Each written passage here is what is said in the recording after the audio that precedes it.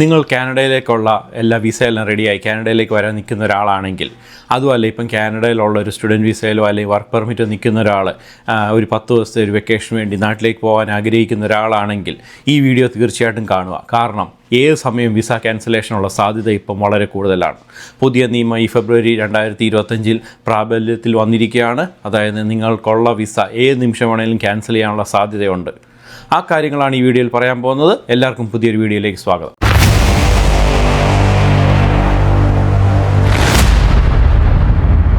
നിങ്ങളൊരു വിദേശ രാജ്യത്തേക്ക് മൈഗ്രേറ്റ് ചെയ്യാൻ ആഗ്രഹിക്കുന്ന ഒരാളാണെങ്കിൽ കാനഡയിലുള്ളതോ അല്ലെങ്കിൽ ലോകത്തിൻ്റെ പല ഭാഗത്തും നടക്കുന്ന മേജറായിട്ടുള്ള മൈഗ്രേഷൻ റിലേറ്റഡ് ആയിട്ടുള്ള വാർത്തകൾ എല്ലാം ആദ്യം തന്നെ നിങ്ങളുടെ മുന്നിലേക്ക് എത്തിക്കുന്നത് ഞാൻ തന്നെയായിരിക്കും. അതിന് ഉദാഹരണമാണ് ഈ കാണുന്ന ഈ ഒരു വീഡിയോ.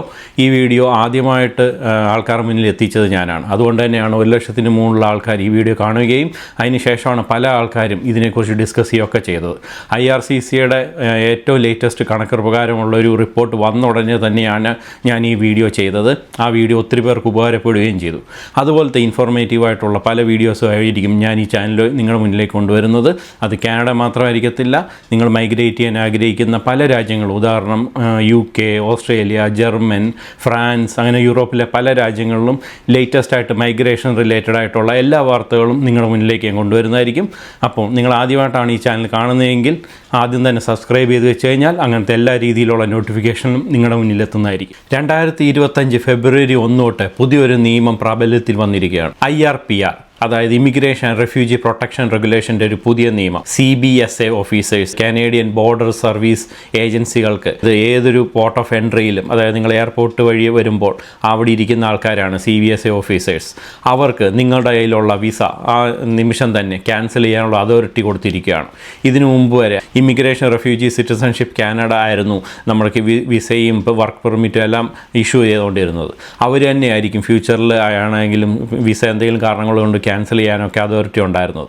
ഇപ്പോൾ പുതിയൊരു നിയമം പ്രകാരം CBSA ഓഫീസേഴ്സിന് ഏത് നിമിഷവും നിങ്ങളുടെ ഒരു വിസ ക്യാൻസൽ ചെയ്യാനുള്ള അധികാരം കൊടുത്തിരിക്കുകയാണ്. ഏതൊക്കെ കാരണങ്ങൾ കൊണ്ടാണ് വിസ ക്യാൻസൽ ചെയ്യാനുള്ള സാധ്യതയുള്ളത്?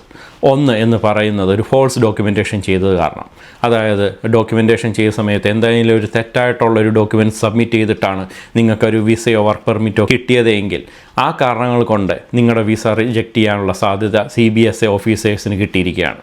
രണ്ടെന്ന് പറയുന്നത് നിങ്ങളുടെ ഒരു പാസ്റ്റ് സമയത്ത് എപ്പോഴെങ്കിലും ഒരു ക്രിമിനൽ ഹിസ്റ്ററി ഉണ്ടായിരുന്നു, എന്നാൽ ആ ക്രിമിനൽ ഹിസ്റ്ററി നിങ്ങൾ എന്തെങ്കിലും കാരണം കൊണ്ട് അത് ഡോക്യുമെൻറ്റേഷനിൽ ചെയ്തില്ല എന്ന കാരണം കൊണ്ട് നമ്മളൊരു ബോർഡറിലെത്തുമ്പോൾ നിങ്ങളുടെ ആ ഒരു ക്രിമിനൽ പശ്ചാത്തലം അവർ ചെക്ക് ചെയ്യുമ്പോൾ എന്തെങ്കിലും രീതിയിൽ അത് വളരെ മൈനറായിട്ടുള്ളതാവാം, അതും അങ്ങനത്തെ എന്തെങ്കിലും ഒരു ക്രിമിനൽ ഹിസ്റ്ററി കാണുവാണെങ്കിൽ ആ നിമിഷം തന്നെ വിസ ക്യാൻസൽ ചെയ്യാനുള്ള സാധ്യതയുണ്ട്.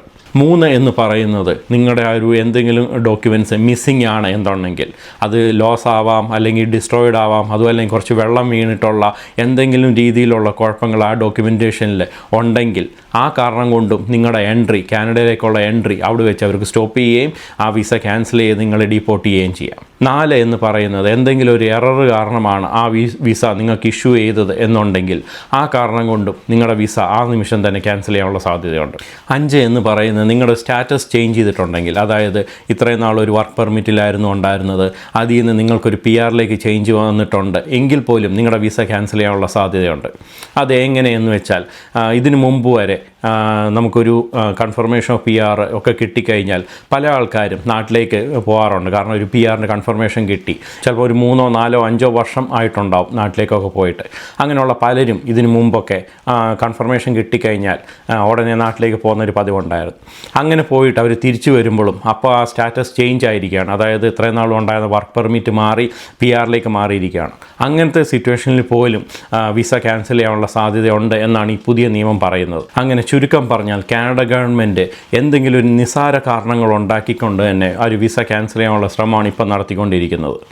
അപ്പോൾ നിങ്ങൾ എന്തെങ്കിലും ഒരു സ്റ്റാറ്റസ് നിൽക്കുകയാണ്, അത് ഇനി ഒരു ഫ്യൂച്ചറിലേക്ക് പുതിയ സ്റ്റാറ്റസിലേക്ക് ചേഞ്ച് ചെയ്യാനായിട്ടൊക്കെ ഒരു വെയിറ്റ് ചെയ്തുകൊണ്ട് നിൽക്കുന്ന സമയമാണെങ്കിൽ ഇപ്പോൾ ഇന്ത്യയിലേക്ക് ഒരു വെക്കേഷൻ എന്നുള്ള രീതിയിൽ പോകാതിരിക്കുന്നതാണ് ഏറ്റവും നല്ലത്. നിങ്ങൾ ആ ഒരു പെർമനൻറ്റ് റെസിഡൻസി കാർഡ് നിങ്ങളുടെ കയ്യിൽ കിട്ടുന്നിടം വരെ ഇവിടെ തന്നെ തുടരുന്നതാണ് അറ്റ് പ്രസൻറ്റ് ഇപ്പോഴത്തെ സിനാരിയോയ്ക്ക് ഏറ്റവും നല്ലത്. ഞാൻ കണ്ടിട്ടുണ്ട് പല വിദ്യാർത്ഥികളും അവർ ഒരു സ്റ്റുഡൻറ്റ് ലൈഫ് കഴിയുമ്പോൾ ആദ്യം തന്നെ 2 വർഷമൊക്കെ ആയി ഇവിടെ പഠിക്കാൻ വന്നതിന് ശേഷം വീട്ടുകാരെയൊക്കെ കണ്ടിട്ട് കുറേ നാളെ, എസ്പെഷ്യലി ഒരു +2 കഴിഞ്ഞ കഴിഞ്ഞിട്ടൊക്കെ വരുന്നവർക്ക് ഭയങ്കരമായിട്ടൊരു ഹോം സിക്നെസ്സും ഒക്കെ ഉണ്ടാവാറുണ്ട്. അങ്ങനെയുള്ള പല വിദ്യാർത്ഥികളും അവരുടെ ഒരു വർക്ക് പെർമിറ്റ് അപ്ലൈ ചെയ്തുകൊണ്ടിരിക്കുമ്പോൾ തന്നെ നാട്ടിൽ പോകുന്ന ഒരു പതിവുണ്ട്.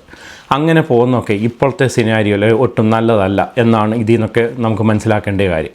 ഞാൻ ഇത്രയും നേരം പറഞ്ഞിരുന്നത് വിസയെക്കുറിച്ചാണ്. അപ്പം പലരും ചോദിക്കും, എനിക്കൊരു വർക്ക് പെർമിറ്റ് ഉണ്ട്, ഇതൊക്കെ വിഷയമാണോ എന്നുള്ളത്.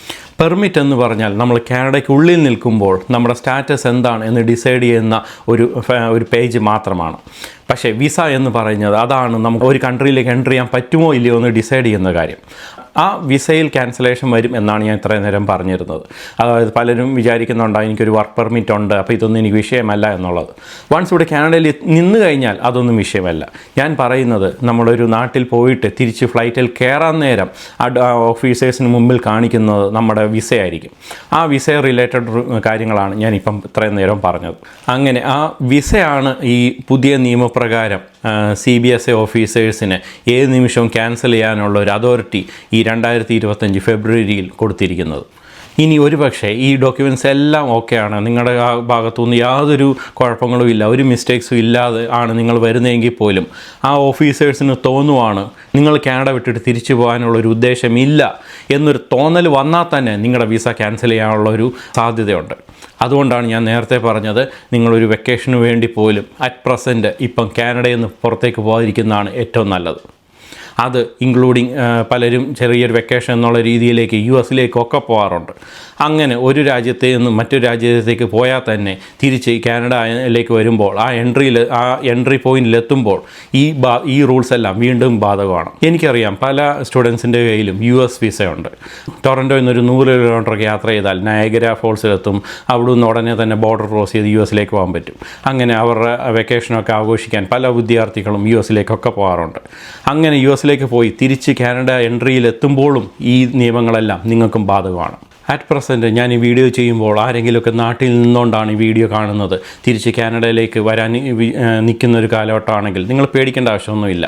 നിങ്ങൾ തിരിച്ച് കാനഡയിലേക്ക് എത്തുമ്പോൾ ആ ഓഫീസേഴ്സ് ചോദിക്കുന്ന ചോദ്യങ്ങൾക്ക് വളരെ വ്യക്തമായിട്ടും എല്ലാം സത്യസന്ധമായിട്ടുള്ള ഉത്തരങ്ങൾ മാത്രം കൊടുക്കുക.